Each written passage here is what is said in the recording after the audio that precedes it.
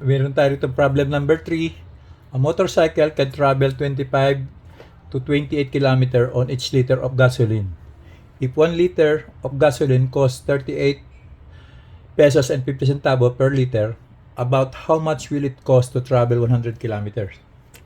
So, sa problem na to, ang pinapahanap yung gastos na magagastos sa 100 kilometer sa halaga ng gasolina.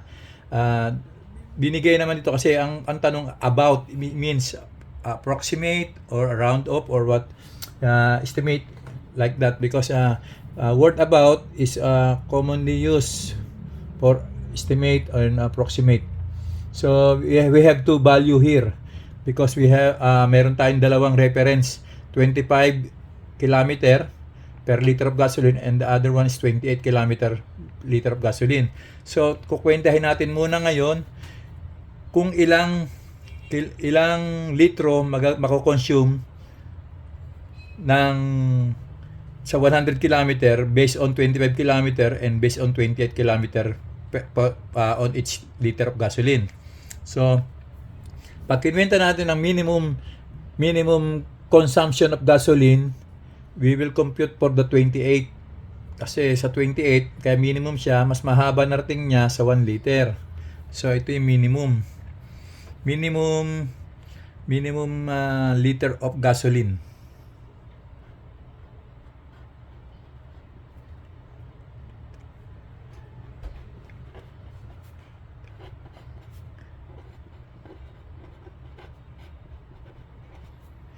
Base sa 28 kilometer per liter. So, ang pagkumpita nito is based on number of liters. Based on number of liter. So, 100 kilometer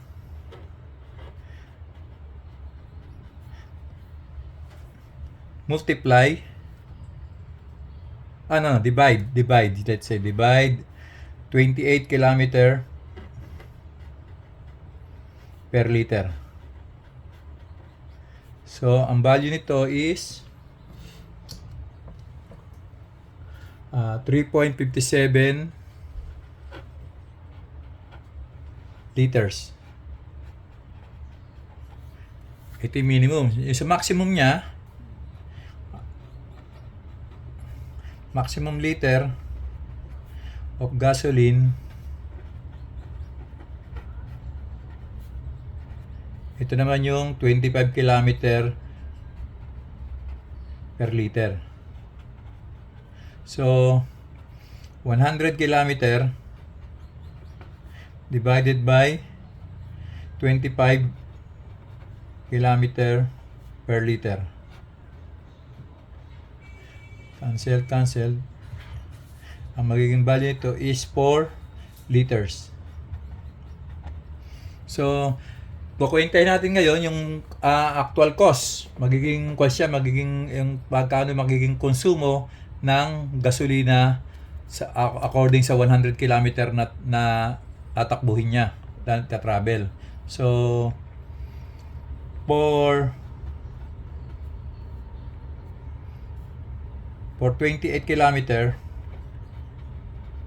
per liter,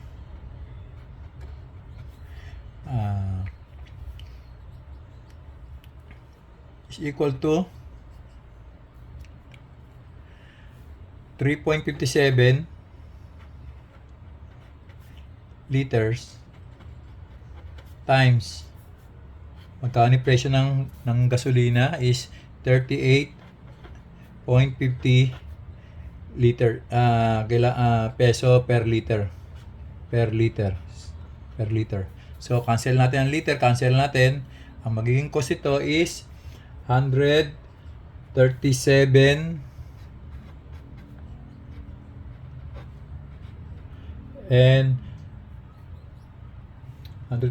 and 44 pesos. Okay. So ngayon sakwa naman siya sa for 25 kilometer per liter, ang kuha naman niya, ang magagastos naman niya is 4 liters multiply by the same price, 38.50. So ang magiging answer nito is 154. So ang magiging consumption, ang magiging cost nito is around, the answer is 137 pesos to 154 pesos approximate. Answer.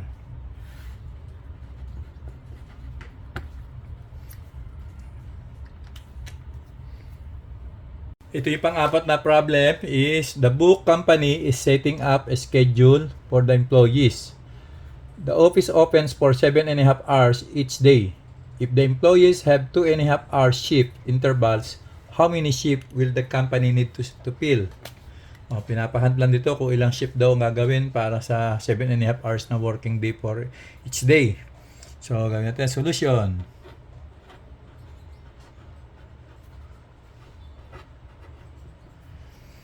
So, 7.5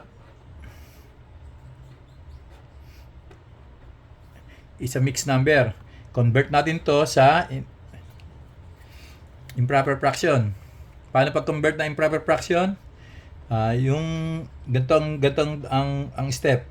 7 multiply 2 multiply by 7. Ang answer nito is 14 plus the numerator. Kaya 2 times 7 is 14 plus 1 is 15. Then retain the denominator 2. Ayan na yung from mixed number to improper fraction. So yung namang number of hours shift interval, ganun din gagawin natin. Yung 2 and 1/2, convert din natin sa improper fraction. 2 times 2 is equals 4 plus the numerator is equal 5 over 2. So para makuha natin ang number of shift, siyempre yung number of hours for each day divided by the number of hour for shift interval. So, gagawin natin yung 15 over 2 divided natin sa 5 over 2. Ano ang procedure pag nagdi-divide ka ng fraction? Ito ang procedure, ganito yung step pag nagdi-divide ka ng fraction is 2 fractions, we divide ganitong step. Retain natin ang first fraction. 15 over 2. Then, yung sign ng operation na division, gagawin nating multiplication. Then, itong second fraction, magbabaligtad siya. Yung 2 na denominator magiging numerator at ang 5 na numerator magiging denominator. So, magiging 2 over 5. Ito, yung arrow na to. Ayan. Perform mo dyan yung retain, shift, and reciprocal. Yun ang ko dyan. Ang technique. Retain mo muna yung isang fraction, then yung operation, i-shift mo siya from division to multiplication. Then the second fraction is the reciprocal. The numerator become denominator and then denominator become numerator. So, dito pala pwede natin agad i-simplify. Cancel natin itong 2, cancel natin 2, yun din, magiging 1 siya, magiging 1. Tapos yung 15, cancel natin, tsaka yung 5, ito magiging 1, ito magiging 3. So, 3 times 1 is 3. 1 times 1 is 1. No need to write the denominator. So, ang answer is 3. 3 ships a day. 3 ships. Ayan na lang. Okay. Answer.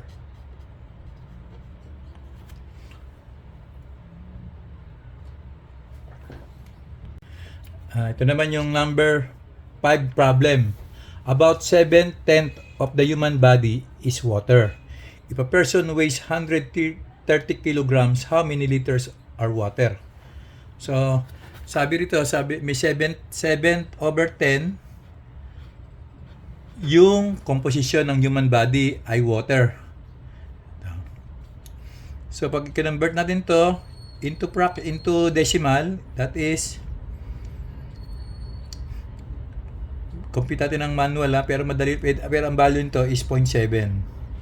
Pero pag compute natin yan, 7 divided by 10. That is 0. Point, borrow 0. 70 divided by 10, that is 7. 7 times 10 is 70. So, 0. That's a value of 7/10, it's 0.7.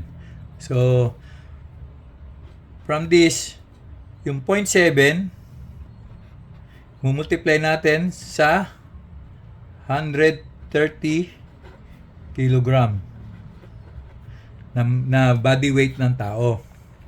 So, ang magiging value nito is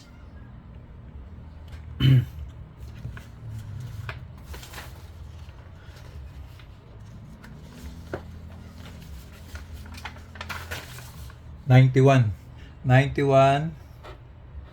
kilograms. Since sa conversion 1 kilogram of pure water is equivalent to 1 liter of water. So, yung 91 kilogram multiply by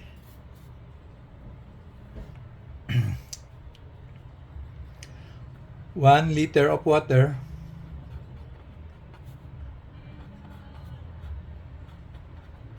per kilogram.